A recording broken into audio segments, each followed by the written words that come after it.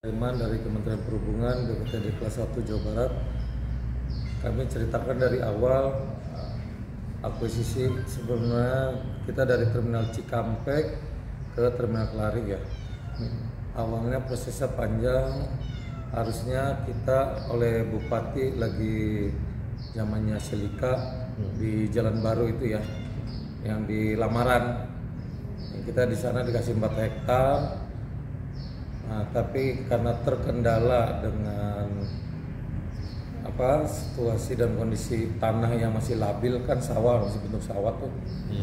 Jadi pemerintah pusat tuh berpikir untuk pengurukan, pengerasannya dan paku bumi dengan nilai nominal yang fantastis itu bisa bikin satu gedung.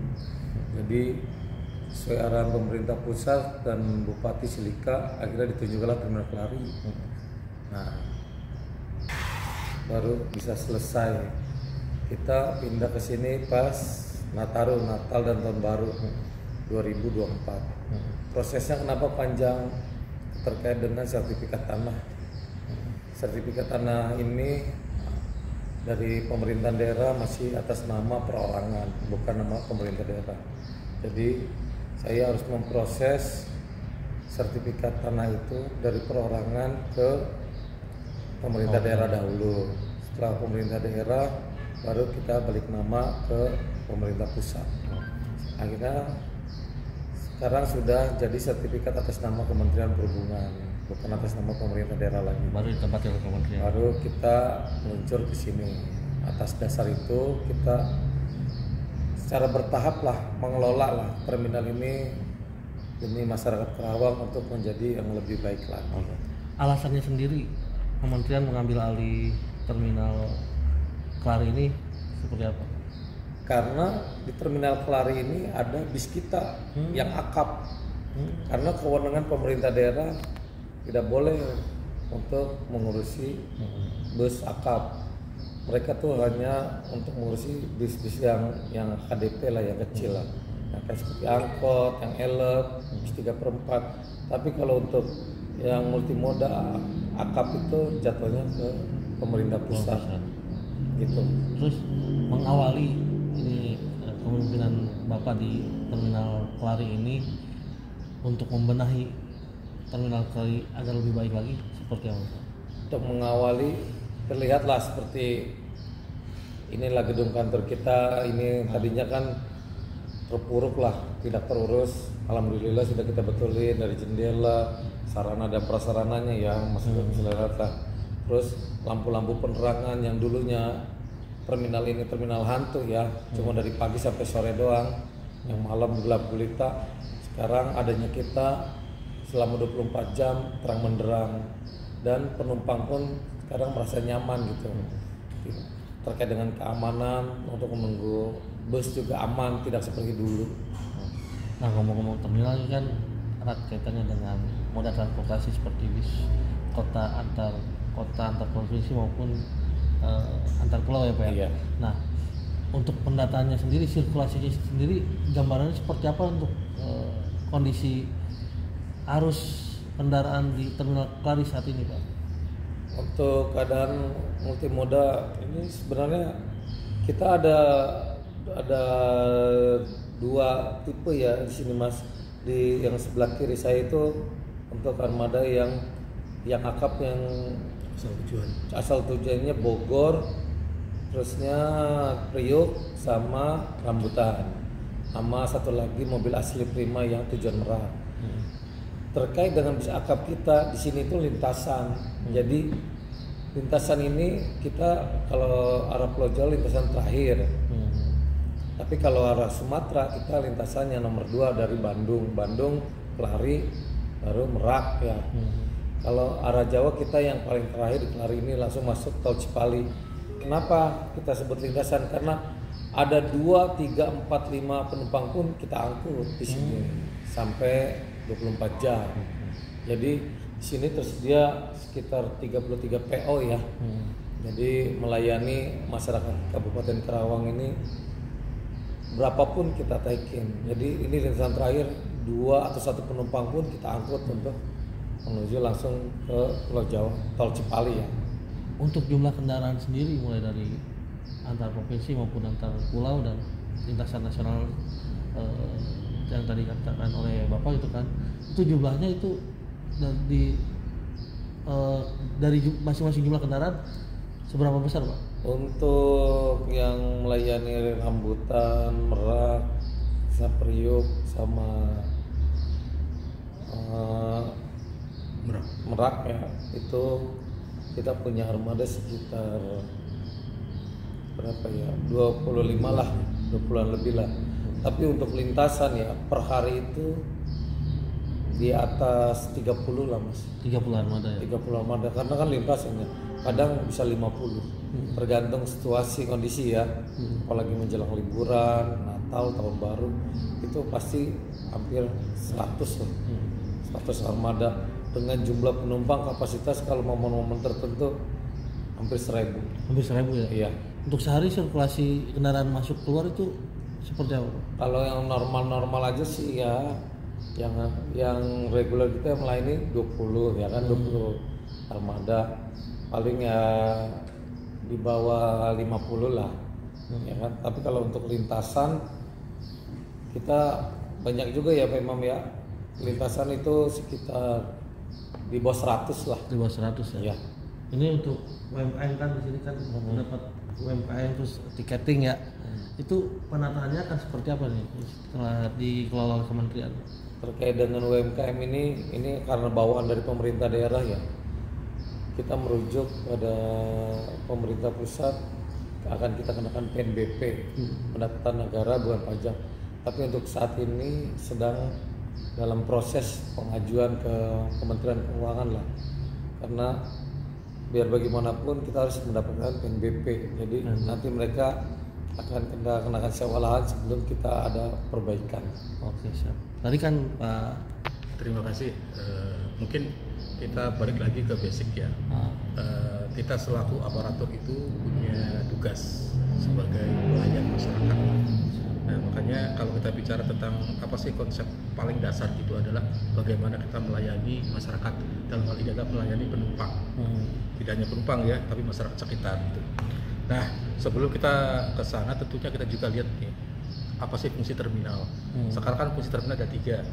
Yang pertama itu seperti yang kita lihat ya, ya pangkalan naik turun angkutan umum ya, bus ya dan lain-lain, serta juga untuk pengawasan dan pendataan seperti itu. Makanya sekarang ini semua kendaraan yang masuk terminal di Klari khususnya itu didata. Kemudian yang kedua fungsi sosial. Fungsi sosial itu sebetulnya fungsi terminal itu bisa juga mengadakan kegiatan sifatnya sosial, ya. Tapi itu juga tergantung dari kapasitas terminalnya itu. Banyak terminal-terminal yang sudah dibangun oleh Kementerian Perhubungan sudah melaksanakan seperti itu. Ada event apapun boleh dilaksanakan di terminal. Kemudian juga yang terakhir itu fungsi komersil. Nah, fungsi komersil itu tadi juga disampaikan oleh Pak pengawas ya, bahwa tugas kita salah satunya itu bagaimana untuk meningkatkan PNBP. Nanti akan saya jelaskan juga terkait dengan target terminal kayak apa sih, seperti itu. Nah, di sini komersilnya maksudnya itu lebih kepada sewa tempat.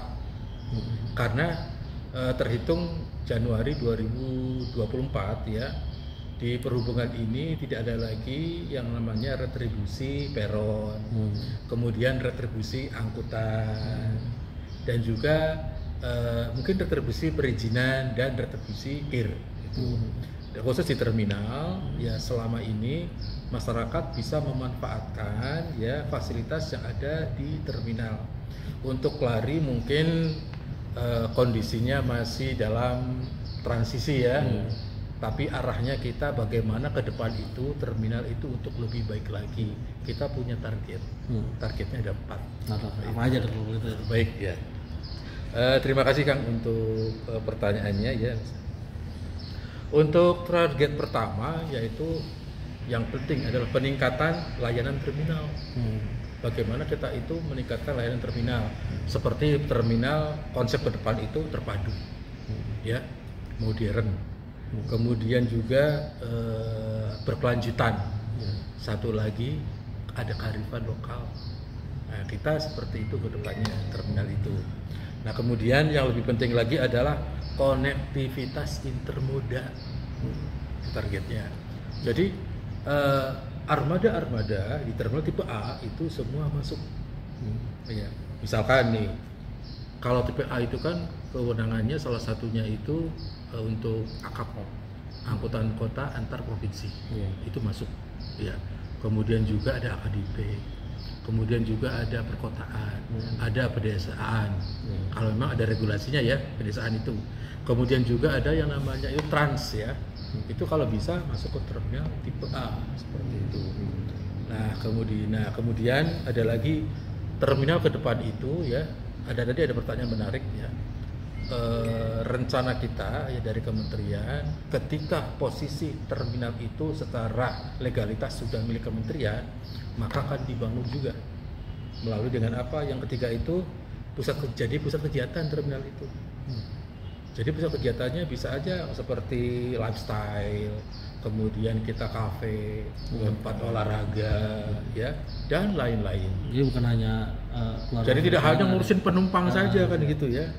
Jadi wisata belanja. Jadi kita itu bagaimana memberdayakan masyarakat, terutama masyarakat sekitar, khususnya wilayah Karawang ya, untuk berkontribusi. Bagaimana menata terminalnya lebih baik lagi. Kita tidak mungkin sendirian. Kita juga tetap komunikasi, koordinasi, harmonisasi dengan dinas perhubungan, kemudian dengan pihak kepolisian, dengan instansi dinas lainnya. Tapi lebih penting lagi adalah peran serta masyarakat seperti itu. Nah, itu kan Bapak kan pemanfaatan aset. Nah, pemanfaatan aset itu kan kembali lagi ke fungsi komersil ya, menghasilkan PNBP. Penerimaan negara bukan pajak. Melalui apa? Sewa tempat, misalkan kalau di kita kan masih terbatas sewanya itu sewa loket, ya kan? Karena di situ kan menghasilkan di profit nih, orientasinya. Kalau yang sifatnya sosial kita nggak bisa, nggak diambil gitu. Kemudian juga ada ini yang lebih penting lagi UMKM. Nah, pedagang-pedagang kecil itu boleh bergabung ke terminal. Iya. Kita coba untuk menggandeng UMKM walaupun sifatnya itu sesuai dengan kebutuhan masyarakat yang UMKM. Karena di PNBP ini kan tentu ada klasifikasinya. Yang kita gabung itu yang pertama itu mungkin UMKM yang paling rendah ya, kemudian koperasi atau perusahaan lain. Jadi 4 target itu mudah-mudahan ke depan seperti juga di terminal lain seperti Banjar, Lewi Panjang ya, yang sudah dibangun itu sudah oke dan sudah bagus. Jadi ke depan itu kita berharap juga dukungan masyarakat terutama Karawang untuk bisa yang pertama itu naik kendaraannya melalui terminal. Apalagi kalau terminalnya sudah bagus. Konsepnya kalau bahasa masyarakat konsepnya bandara. Jadi kalau dulu kan atau konsep stasiun ya. Kalau dulu itu yang ngetem bus, sekarang kita balik. Yang ngetem itu penumpang, yang nunggu itu penumpang. Dan sebetulnya kita nggak boleh lama-lama untuk mengendapkan kendaraan di terminal gitu. Karena terminal itu fungsinya tadi sudah sangat banyak gitu. Ya kita berharap ya atas dukungan masyarakat juga ini menjadi kita sadar ya artinya di Kelari ini terminalnya kecil ya. Hanya luasnya 6.200-an. Tapi minimal kan kecil tapi smart lah gitu. Tapi bermanfaat itu. Nah, oleh karena itu kita coba memanage kondisi dalam masa transisi itu sampai dengan nanti adanya pembangunan untuk lebih baik lagi dalam melayani penumpang seperti itu. Nah, dari yang mewujudkan kembali lagi kalau kita sebagai pelaksana ya pelaksana kegiatan atau petugas kita kembalikan ke pimpinan ya. Maka dari itu yang kita genjot di sini adalah data produksi.